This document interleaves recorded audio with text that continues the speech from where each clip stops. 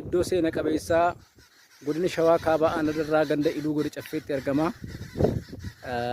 Masjidni agartan kun masjida waggaa 137 ol lakkoofseedha.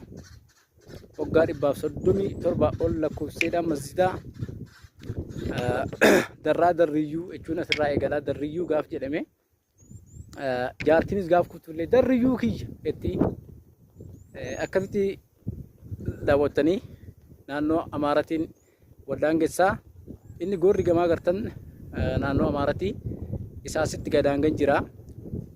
Inni gamatti agartan Reemaa maalii jedhama. Inni kun immoo soostuu harkadha. Goora soostuu harka jechuun isa kana. Kun Iluu Godina Caffee, kun immoo Khayra Ambaadha. Khayra Ambaa jedhama. Iddoon tun isin gadii tun agartan immoo Iyyesuusidha.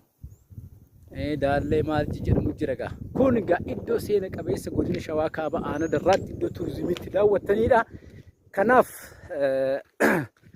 aadaa qabnaa, safuu qabnaa, waan hedduu qabnaa. Oromiyaan gaa waan dhabdee hin qabdu, hayyoota qabdii, beektota qabdii.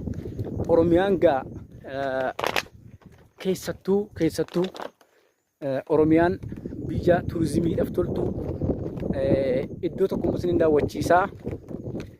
Iddoo kana keessa immoo iddoo seena qabeessa ta'ee jira. Na waliin tura. Ani Abdurrahman Dish and Electric hojjetaa televezyiiniitiif elektiriika mana keessa ifaa mana keessa sirreessadha. Akkasumas hojii tokko ni hojjenna.